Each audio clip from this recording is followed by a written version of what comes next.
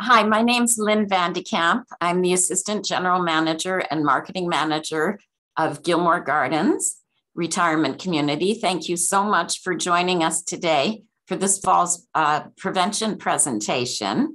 It's one of the monthly virtual events that we've been putting on for our wait list and guests from the public. Gilmore Gardens is an independent retirement community for people who are looking for meals, weekly housekeeping, 24-hour emergency response. We have a full activity program scheduled by our life enrichment manager with a wide range of physical and mental activities to keep people engaged and motivated. Wellness sessions such as this one we're presenting today. The residents all receive a personal emergency pendant. We have scheduled transportation in our shuttle bus. And we invite you to come and join us for a meal to sample our delicious and nutritious food and our excellent service. So I'd like to begin with what you all came here for today by introducing Justin Chipperfield of Chipperfield Physiotherapy. So thank you so much for being here for us today, Justin, and I'll just put it over to you. Thanks, Lynn. Yeah, it's a pleasure to be here with the Gilmore Gardens community. Thank you everyone for taking some time out of your busy week to join us for this talk on fall prevention. So like Lynn mentioned at the beginning of the, just before the talk started, if we could, we will have time for questions after all the slides, and I'd be happy to answer your questions after we get through the presentation.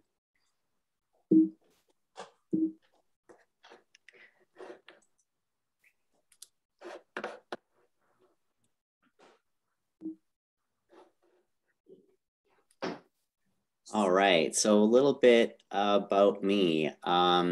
Yeah, my name is Justin Chipperfield. Like Lynn said, I'm a registered physiotherapist, and I'm originally from Saskatchewan and have been living out in Vancouver for the past 22 years.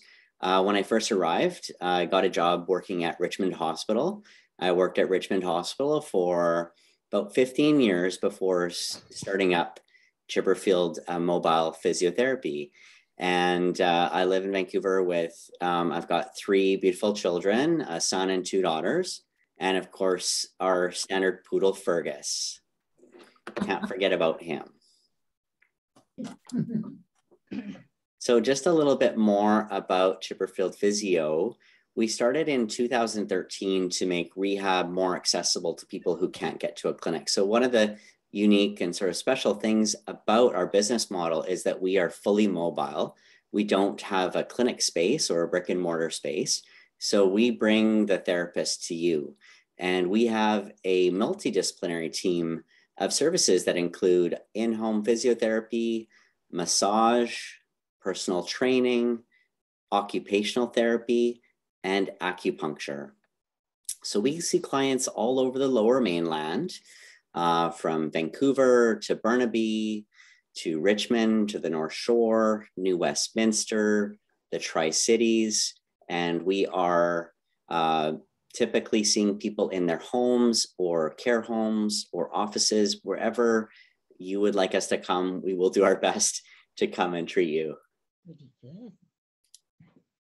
So just going to go through, we've got some learning objectives for the talk today. And again, the talk is on fall prevention. And at the end of the talk, I'm hoping that you come away with a better understanding on the facts on falls, a better understanding of the physiological effects of aging, to understand the benefits of exercise and how to prevent falls.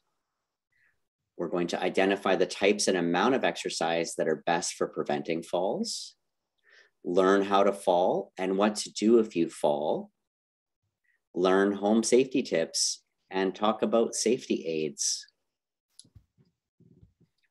To understand the role medications play, and understand the benefits of mobile rehabilitation. And this here is Jim. He's one of our regular clients, and this is just around the corner from his house.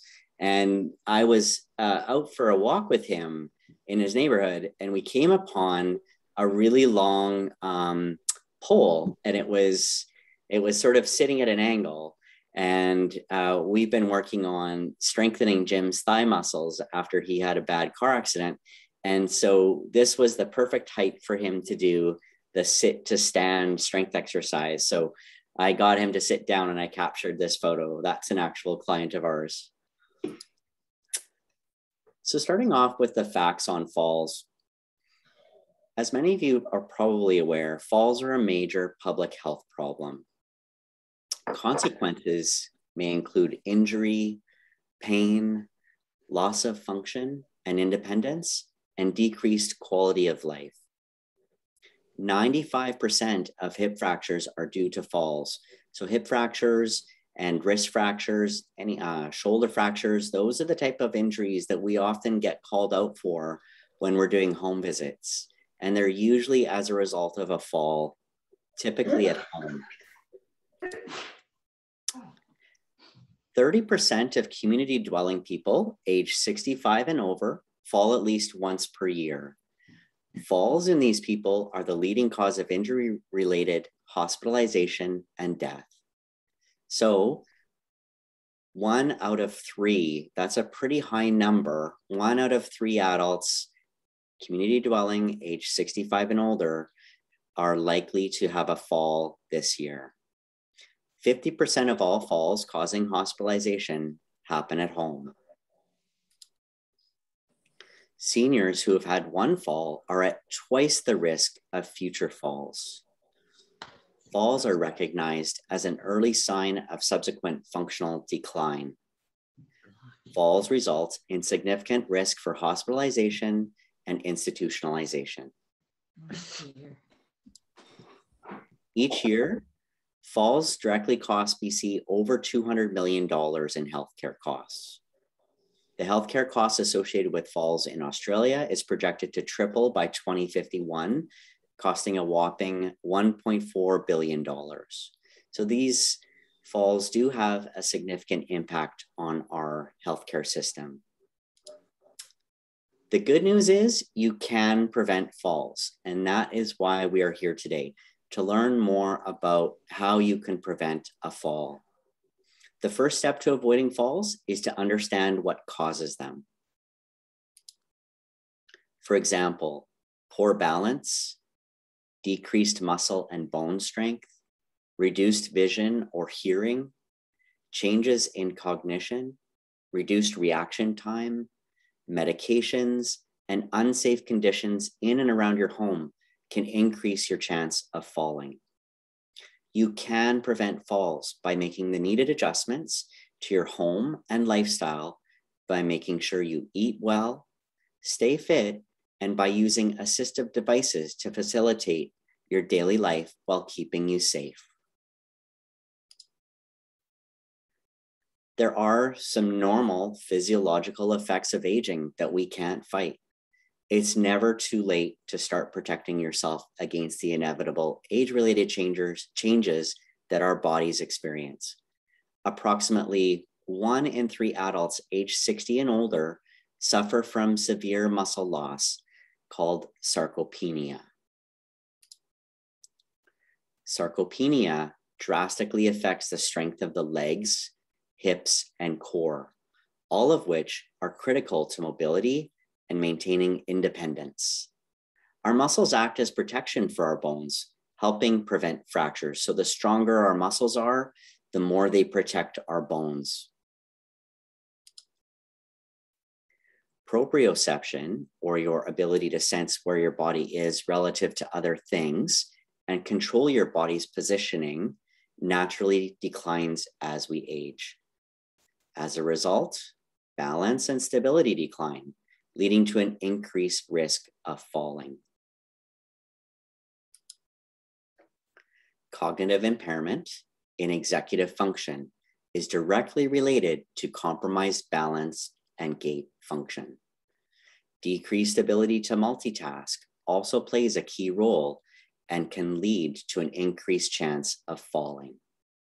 An example of this would be if you're walking down the sidewalk and you went to step off a curb and you ran into a neighbor and you went to wave. So that's getting to be a more complex task as opposed to just walking down the sidewalk. So as soon as you turn your head and raise your arm, that gets into that executive functioning that can decline with age and can increase your chance of falling. So the benefits of exercise are many. Simply adding the right exercises to your regular routine can make an enormous impact on your safety. Exercise helps strengthen the body, in particular the muscles, the joints, the tendons, the ligaments, increase blood flow to the legs, improve neurological function, as well as enhance your body's proprioceptive powers, or those balance, those inner balance receptors. It's best to focus on your body's largest, most powerful muscle groups. These include your thigh muscles, your core, your chest, your back, and your triceps. Performing balance exercises is also a key component of any good routine for fall prevention. In a recent meta-analysis from the British Journal of Sports Medicine, exercise reduced the rate of falls in community-dwelling older people by 21%. In groups that performed balance exercises, as well as exercising 3 hours or more a week, there was a 39% rate reduction in falls.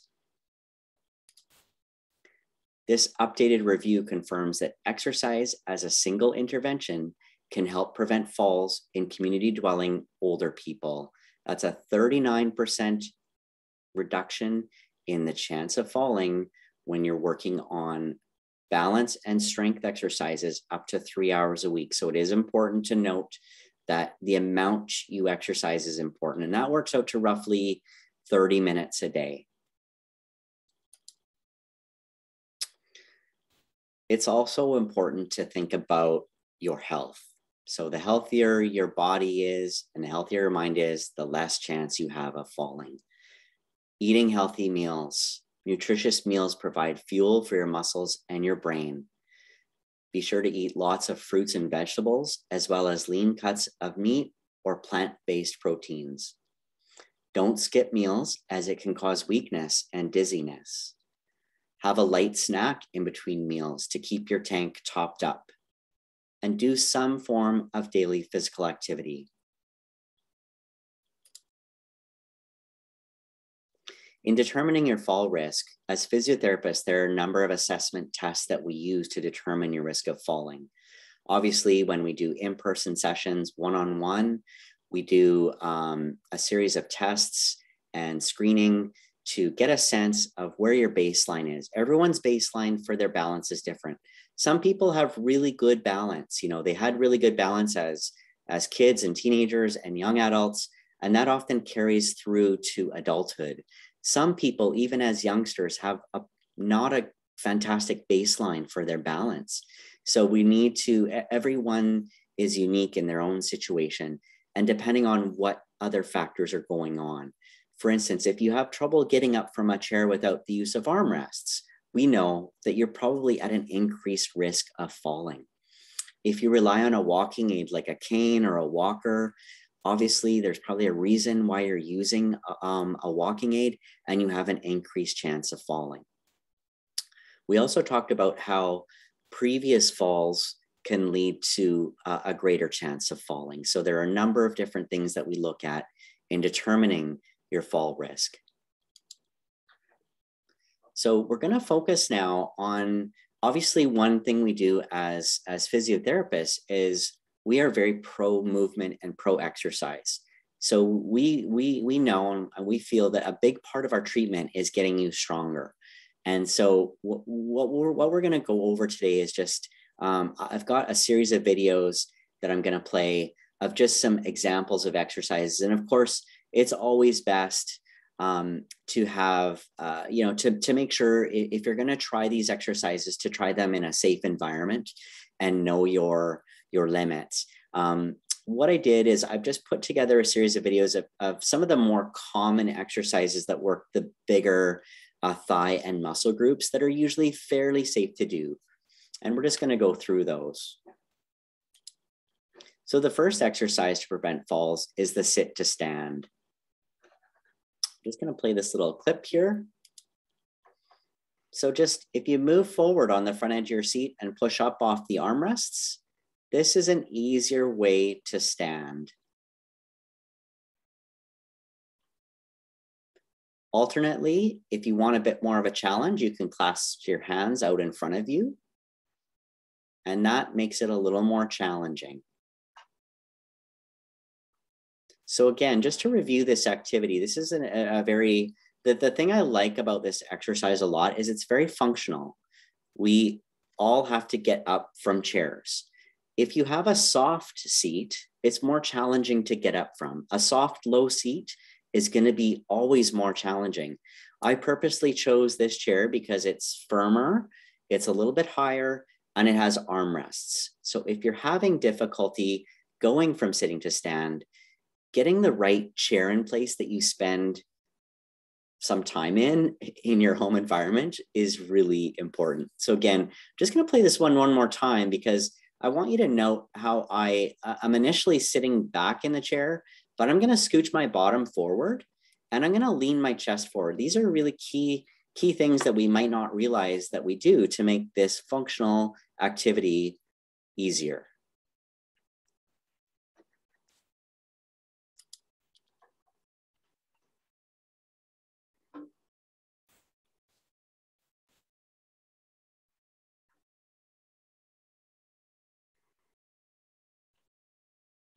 And then for a bit more of a challenge, this challenges your balance a little bit more. And I can see some of you practicing that. I love to see that. Well done. The next exercise we're going to do, The next exercise we're going to do is a partial squat. Now this one, I usually would teach in people's homes. I prefer to teach it in the kitchen, at the counter or the kitchen sink. And so you can also use your fingers on your hands to rest on the back of a chair, as long as the chair is fairly sturdy.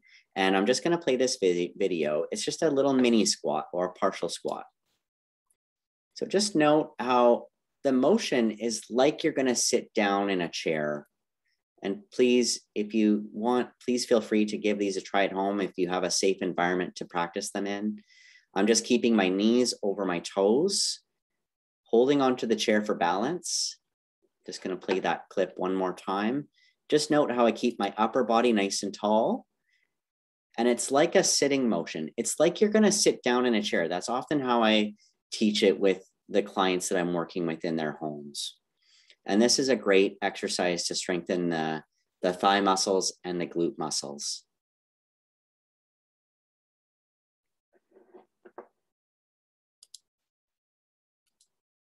The next one we're going to look at is called hip extension. So those glute muscles are really important as well. And we're just going to look at this one. It's just taking the leg straight back. Usually just have a slight bend in the knee so that your toes don't touch the floor. And again, just keeping the upper body nice and tall. Just going to play that one more time. Just taking the leg straight back. Our hips don't go back that far, especially as we age. You can see even for me, I don't have a lot of range of motion available in that direction. So don't worry about how far you're taking the leg back.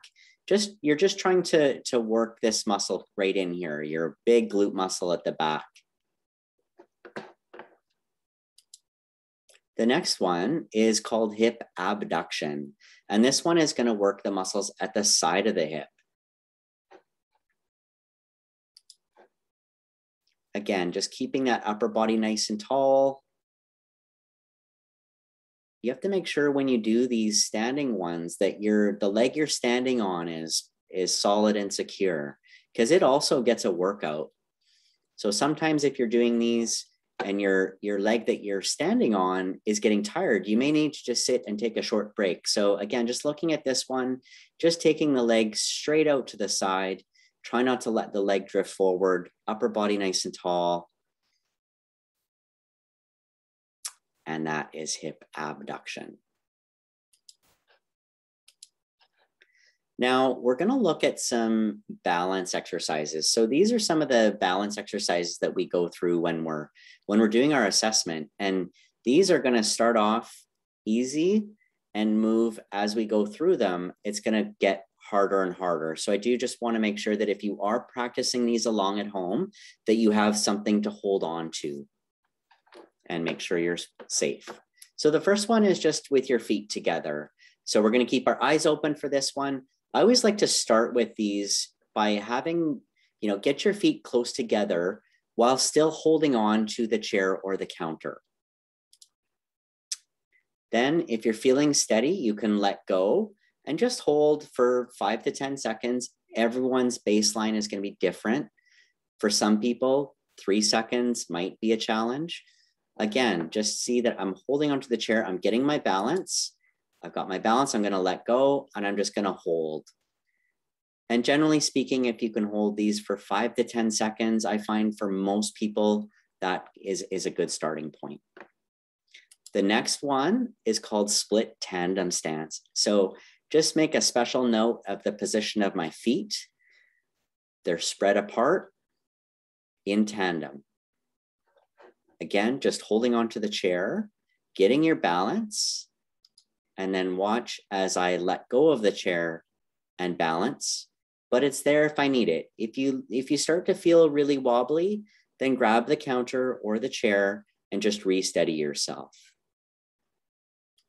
Again, just starting off, holding the chair or the counter, letting go, and holding for 5, you could start with 5 to 10 seconds. The next one is going to get a little more challenging. And this is the one where I feel for most sort of older adults that we work with in their homes, often this one is where they start to feel a little more challenged. So this one is called tandem stance.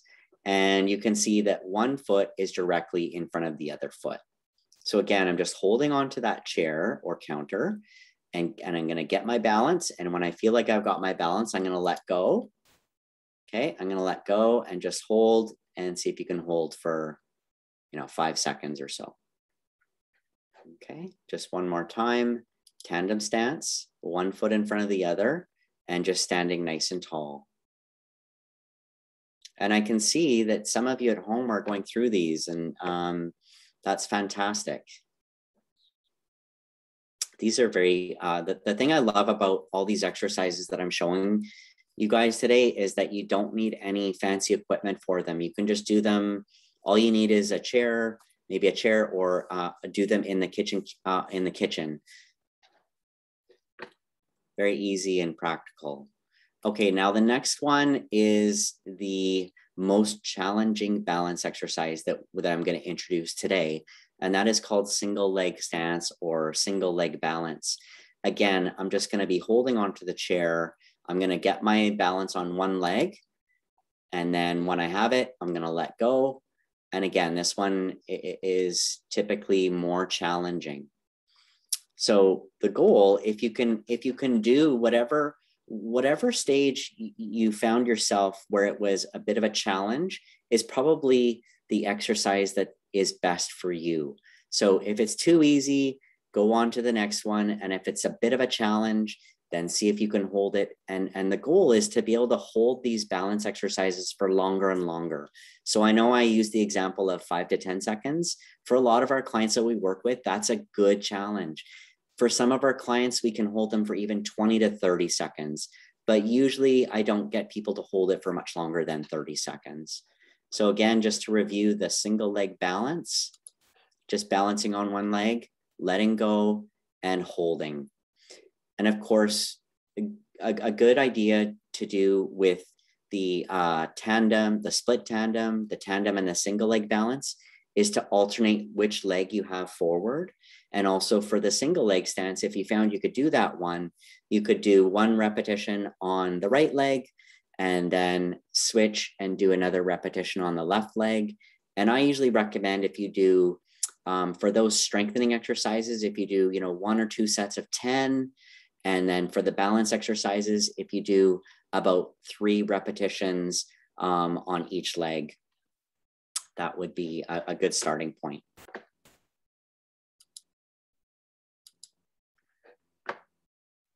So exercises to prevent falls.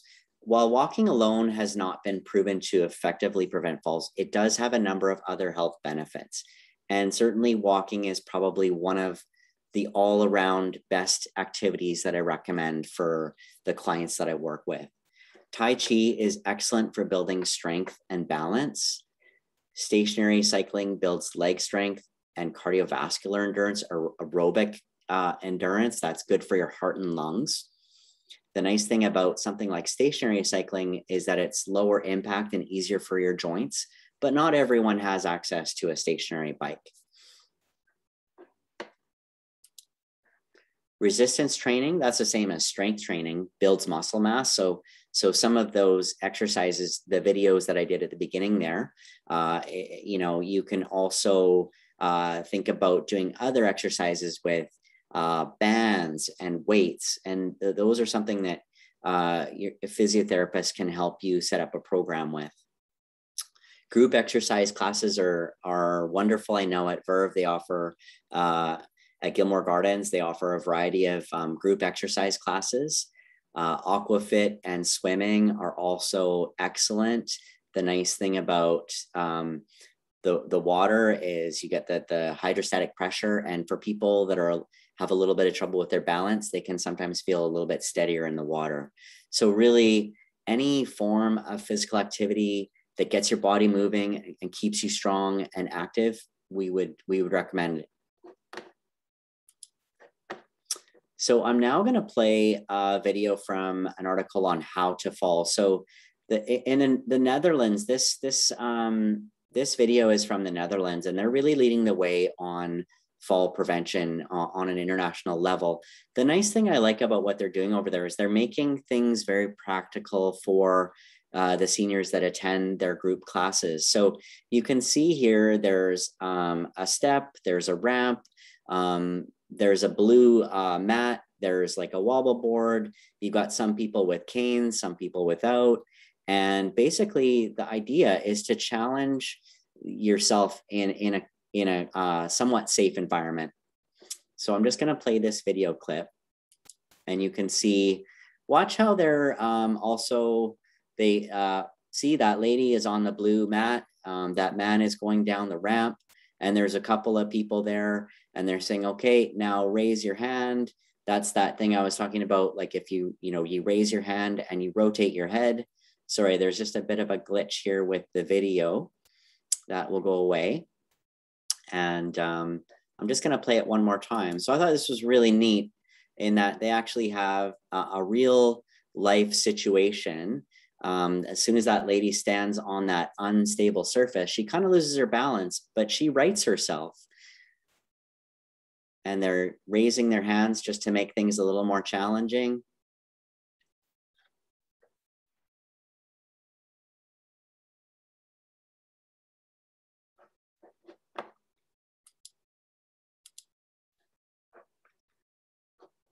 So that is one thing that I found really interesting that I came across. Now we're going to move on to how to fall. So this is something that I often get asked questions about when I give this talk is, what's the best way to fall? And also we're going to talk about, if you do have a fall, what's the best way to get up? So ultimately, the goal is to protect your head. So if you find yourself falling, which I know can happen really quickly, and it can happen in a split second, but if you can, try and pivot to your side and tuck in your chin, and this will protect your head. Try to avoid falling straight forward or backward. This reduces the risk of hitting your head as well. Again, just that trying to tuck in turn your body, and what that'll do is it'll allow you to absorb the forces on the fleshiest parts of your body. Like often you'll hit your thigh and your hip first.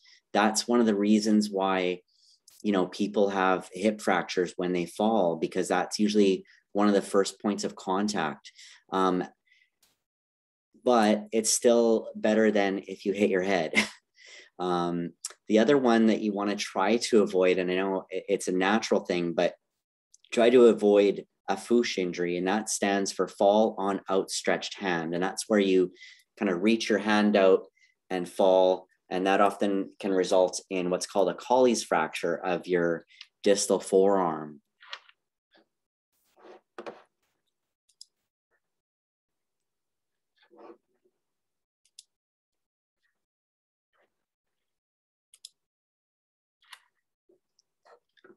So also try not to fall forward and land directly on your kneecap, as it may get fractured. If you feel yourself falling, try and bend your elbows and knees and take the hit on the fleshiest parts of your body, like the sides of your thigh, buttocks, and shoulders. Remember, don't fight the fall, just roll with it.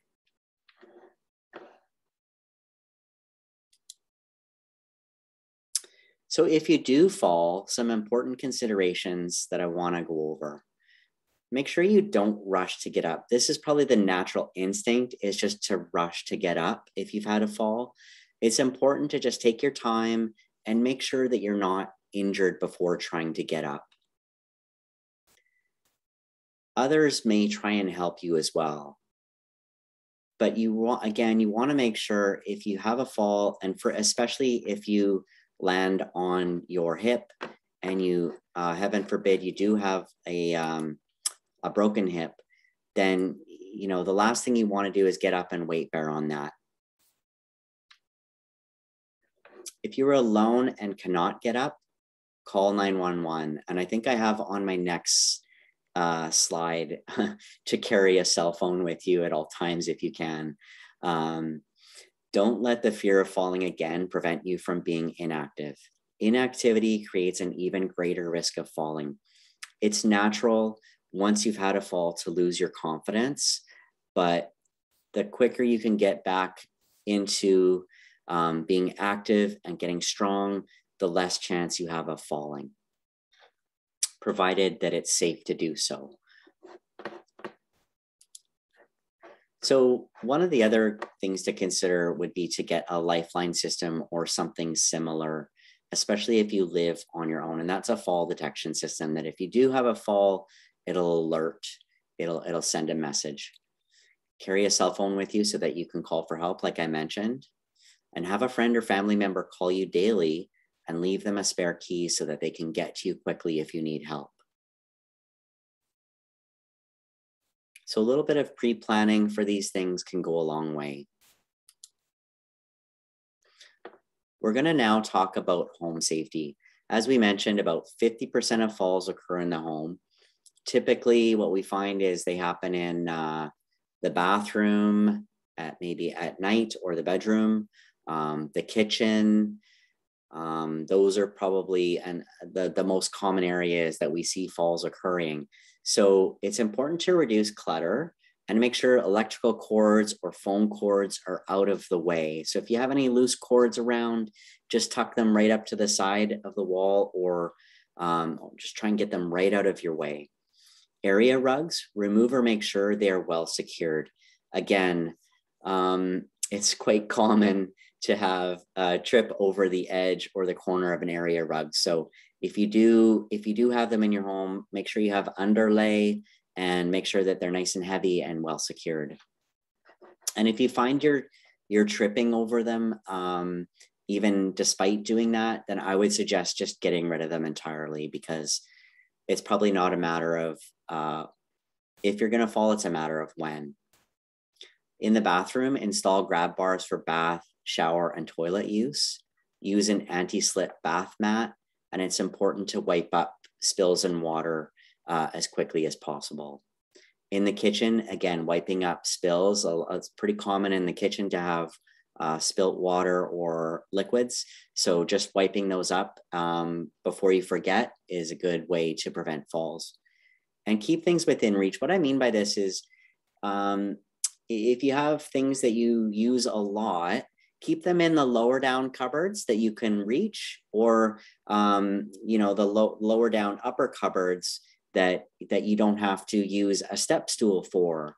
I know that I see some people have step stools in their kitchen. It's okay as long as it's a really sturdy one, like one that folds open and has good grip, and that you have the balance and strength to navigate that. And lighting, of course, is really important. So installing night lights in the bedroom, bathroom, and hallway, or any areas where if you get up in the middle of the night, just make sure that you have some night lights installed so that you can see where you're going. One thing I didn't include on here, but it's a good one that I see a lot, because we work a lot with people who use a walker, and sometimes they might not need their walker as much during the daytime once they get up and moving. But if they get up in the middle of the night to go to the bathroom, they often have their walker beside their bed because they feel a little sleepy and unsteady. So that's something to consider, is just having a walking aid, whether it's a cane or a walker, near your bed if you do get up frequently at night, just to help with your safety a little bit. And one thing that our occupational therapist really specializes in is home safety assessments. So if you're in doubt and you're curious about learning more about ensuring that your home is set up as safe as possible, then that's something that our occupational therapist can help you with. So this is something that my wife and I both learned the hard way. Is we both, a couple of years ago, in the wet Vancouver winter conditions that we experience, we both had some slips and trips down our stairs. So I was actually at a client's house one time, and I noticed they had these grip strips, and you can get them from the hardware store, and they just screw in. It's very simple to install, 4 screws, and they come in a 2-pack. And we install these on our stairs, and they make such a big difference. I don't know what we do without these now. So they're actually called grip strips. There are a number of other brands out there, but I find that this one works the best. So installing grip strips on your outdoor stairs. And again, just, having a functional hand railing that you can grip onto and use, as opposed to something beefier that isn't that functional. It's got to be small. You've got to be able to grip it. And ideally, if you have a hand railing on both sides of your stairs, depending on the staircase, that is ideal. So having a properly secured hand railing on your indoor and outdoor stairs is really important. And of course, the other one is to shovel your snow and use salt on your steps and sidewalks. In the winter, we do sometimes get snow in Vancouver and the Lower Mainland. So having it cleared and having salt applied obviously is going to reduce your chance of falling.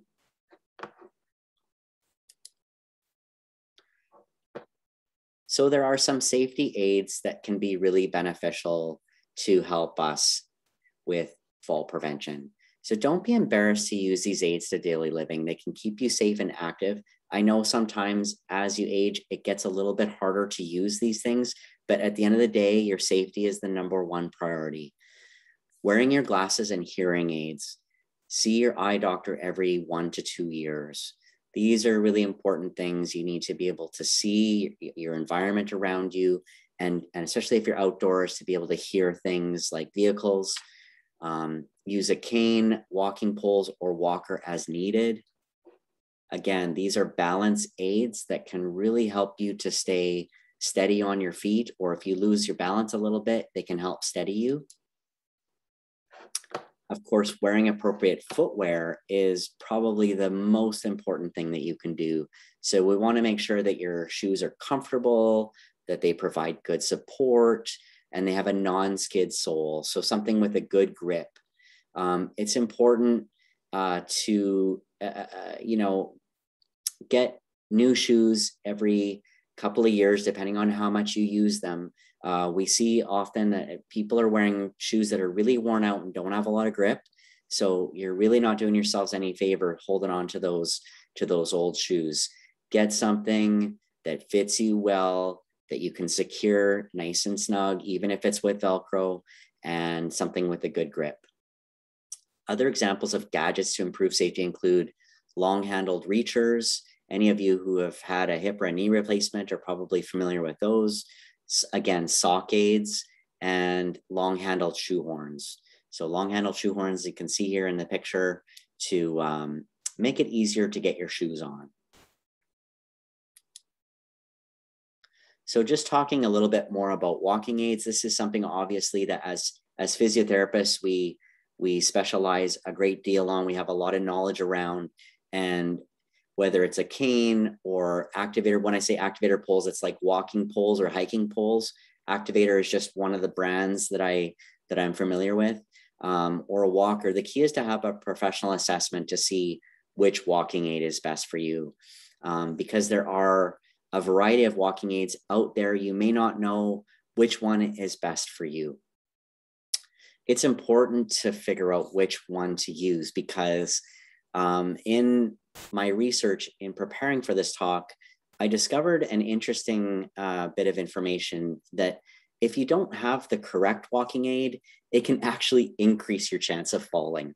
So especially for people who are having cognitive decline or might not understand exactly why they're using a walking aid, you really want to make sure that it's appropriate for you. So if you have a family member or a loved one, especially if they have advanced dementia, then this is the type of situation where we have to be really careful about whether or not it's actually better to introduce a walking aid or just let the person, essentially try and walk and do their best and potentially have a lower chance of falling despite not having a walking aid.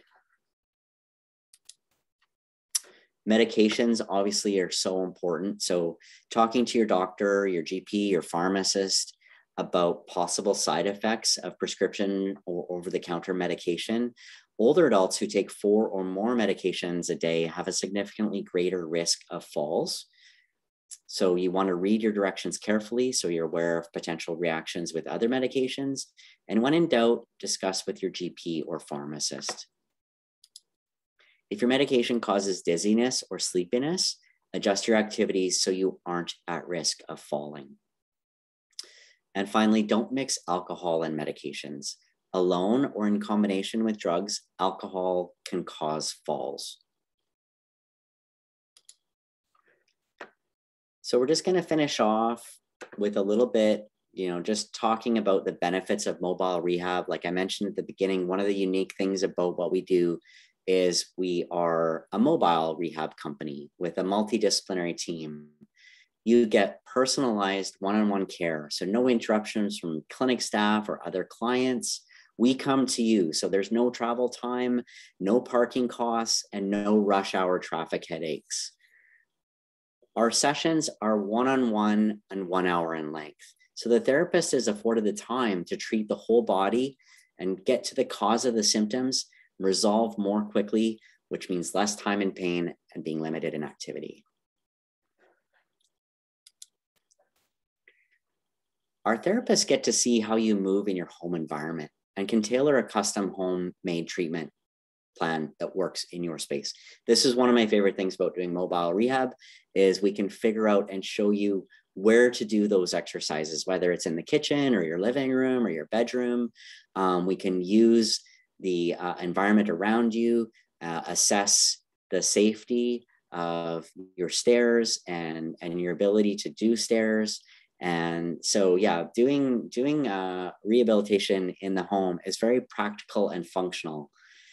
So, and again, you're in the care and comfort and privacy of your own home. And especially with our current environment in the last 18 months, we're finding more and more people are calling us in. They don't have to go out into the public.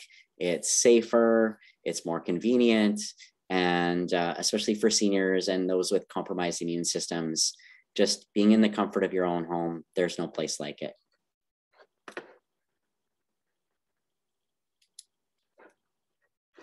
So just to summarize, today, I hope that you took away some information on the facts on falls and the physiological effects of aging. Aging is inevitable. And like I mentioned at the beginning of the talk, you have about people that are 65 and older, approximately 1/3 will have a fall. So the benefits of exercise and how to prevent falls is super important. And that's one of the main reasons why we're here today. One of the main things that I hope you learned is to recognize a little bit about your falls risk, and then also to know what exercises you can do, and the things that you can do to take care of your health to lower your chances of having a fall. We also discussed how to fall and what to do when you fall. So the big thing there is, as much as possible, even though it happens really fast and you can't always control it, trying to turn to your side and absorbing the force more on the fleshiest parts of your body, like your thigh and your buttocks, is a good way to fall. And then when you do have a fall, if you want to make sure that it's safe for you to get up, and if you don't feel safe getting up, calling 911 or having a lifeline system that can alert someone, or calling a family member or loved one to come and help you as soon as possible.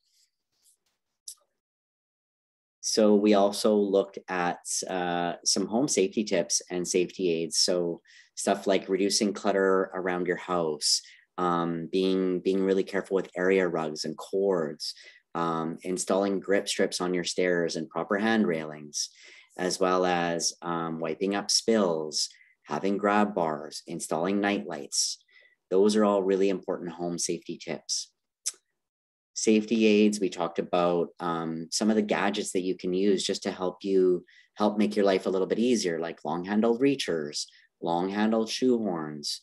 And we also talked about whether or not a walking aid, like a cane or a walker, there's different walkers, there's two-wheel walkers, there's four-wheel walkers, knowing which one, when you're ready, when you need a walking aid and which one you need, is something that physiotherapists can help you assess and recommend.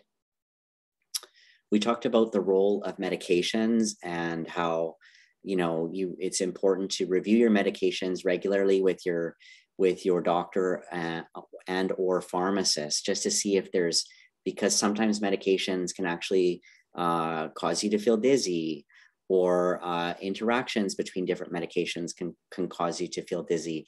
So as much as possible, avoiding the use of alcohol while taking medications as well is something that can make you dizzy and increase your chance of falling. And finally, we just talked a little bit about the benefits of mobile rehabilitation, and that there are options for you to receive care in the comfort of your own home. So thank you. It's been a pleasure being here with you today. Thank you for your attention. That was a lot of information and a lot of slides. This is our team. We have 15 people now on our team, 15 and growing. And we will now save some time for questions or comments. Thank you, everyone.